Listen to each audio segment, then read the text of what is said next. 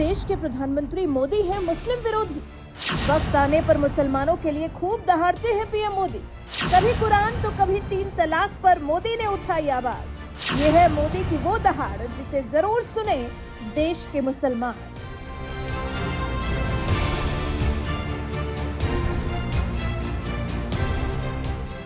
नमस्कार, मैं हूं आपके साथ नम्रता। इस देश की जनता ने प्रचंड बहुमत के साथ समर्थन देकर भले ही लगातार दूसरी बार नरेंद्र मोदी को प्रधानमंत्री बना दिया हो, मगर इस देश में आज भी एक तबका है जो पीएम मोदी को मुस्लिम विरोधी बताने में कोई कोर कसर नहीं छोड़ता। खासकर गुजरात दंगों के बाद तो इस देश के मुसलमानों को मोदी के खिलाफ करने का प्रोपेगेंडा भी जोर शोर से चलाया गया, जिससे मुसलमानों का वोट बटोरा जा सके। ऐसे में देश के मुसलमानों को खुद पीएम मोदी के इन 4 बयानों को जरूर सुनना चाहिए और तय करना चाहिए कि उन्हें वोट बैंक समझने की राजनीति कौन लोग करते हैं।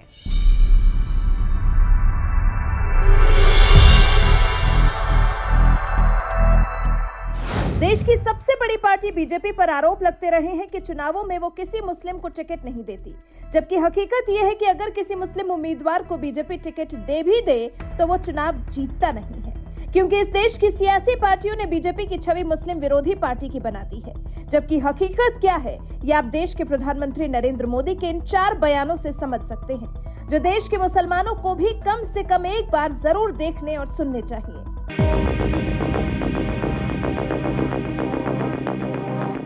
3 तलाक पर मोदी की दहाड़। साल 2014 में पहली बार बीजेपी प्रचंड बहुमत के साथ सत्ता में आई और नरेंद्र मोदी देश के प्रधानमंत्री बने, जिन पर पहले से ही सियासी विरोधियों ने मुस्लिम विरोधी होने का लेबल लगा दिया था। लेकिन इसके बावजूद पीएम मोदी ने विरोधियों के लगाए इस लेबल की परवाह नहीं की और सत्ता संभालने के करीब 2 साल बाद ही देश की मुसलमान बहन बेटियों के लिए आवाज बुलंद की और उन्हें 3 तलाक के दंश से आजाद कराने के लिए हुंकार भरा। अगर कोई हिंदू मां के गर्भ में बेटी को मार देगा तो उसको जेल के सलाखों के पीछे जाना पड़ेगा। वैसे ही मेरी मुसलमान बहन, उसका क्या गुनाह? कोई ऐसे ही टेलीफोन पर 3 तलाक बोल दे और उसकी जिंदगी तबाह हो जाए?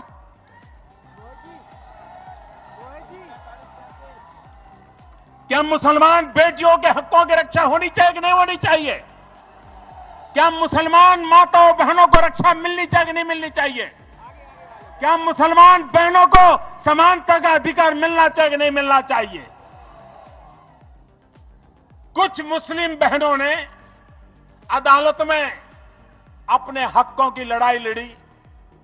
सुप्रीम कोर्ट ने हमें पूछा कि आप भारत सरकार क्या कहती है।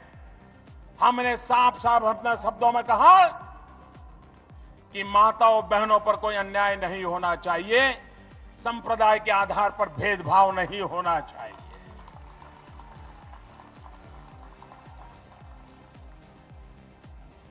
मैं हैरान हूं,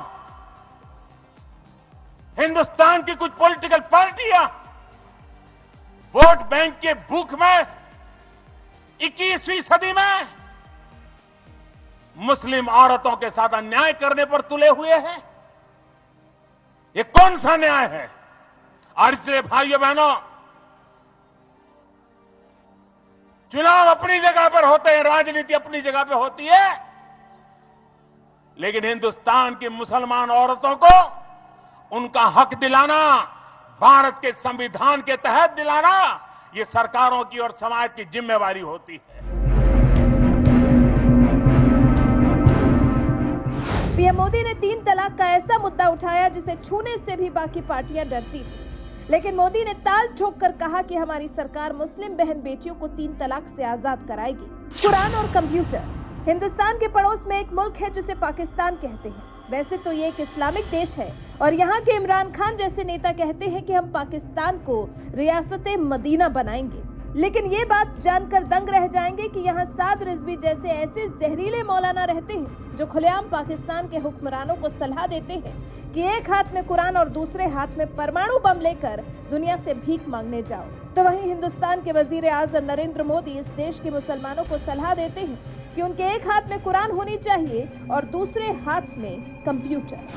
हजरात, आपकी इतनी बड़ी तादाद में यहां मौजूदगी इस बात का संकेत है कि आने वाली पीढ़ियों को रास्ता दिखाने के लिए आपके मन में कितनी ललक है, कितना जज्बा है। ये इस बात का भी प्रतीक है कि आपके जहन में युवाओं की तरक्की पर ही नहीं, उन्हें इंसानी उसूलों की तालीम पर भी तवज्जो है। पूरी खुशहाली, समग्र विकास तभी संभव है जब आप यह देखें कि मुस्लिम युवाओं के एक हाथ में कुरान शरीफ है तो दूसरे हाथ में कंप्यूटर है।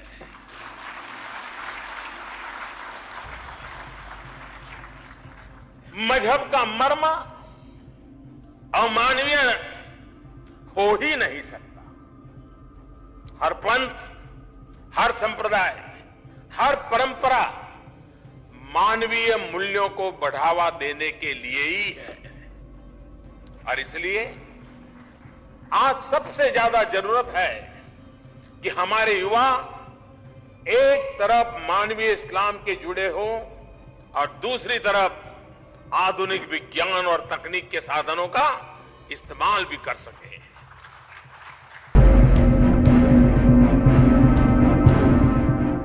पीएम मोदी ने मुस्लिम समुदाय के युवाओं को एक हाथ में कंप्यूटर और दूसरे हाथ में कुरान लेने की ये अहम सलाह इस्लामिक हेरिटेज के कार्यक्रम में दी थी, जहां जॉर्डन के किंग अब्दुल्ला द्वितीय समेत देश दुनिया की कई हस्तियां मौजूद थी। पीएम मोदी के इस भाषण से ही समझ लीजिए वो मुस्लिम समुदाय के युवाओं के बारे में क्या सोचते हैं।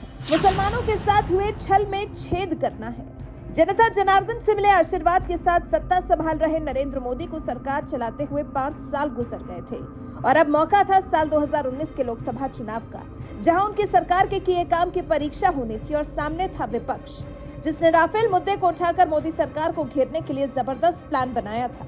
लेकिन जब चुनावी नतीजे आए तो जनता जनार्दन ने पीएम मोदी पर भरोसा जताते हुए उन्हें दोबारा सत्ता सौंप दी, जबकि कांग्रेस को विपक्ष में बैठने लायक सीट भी नहीं मिली। इस प्रचंड जीत के बाद पीएम मोदी ने सबसे पहले संविधान के सामने शीश झुकाया और फिर संसद के सेंट्रल हॉल में दमदार भाषण देते हुए मुसलमानों के साथ हुए छल में छेद करने जैसा ऐतिहासिक भाषण दिया। जैसा देश के गरीबों के साथ हुआ है, वैसा ही छल इस देश की माइनॉरिटी के साथ हुआ है।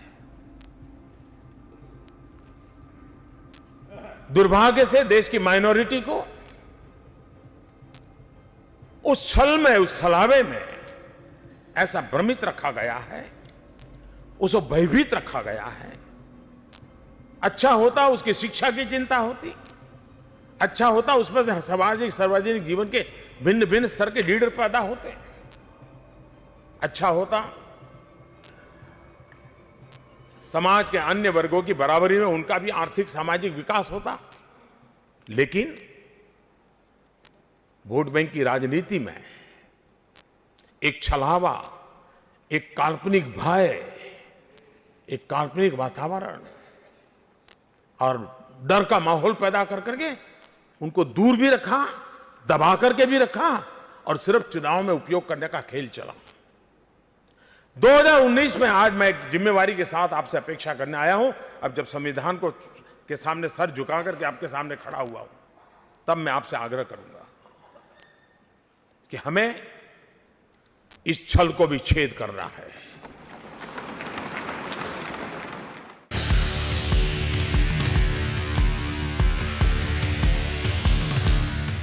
इस देश में मुसलमानों को बीजेपी का डर दिखाकर वोट बटोरने की राजनीति का चलन बहुत पुराना है।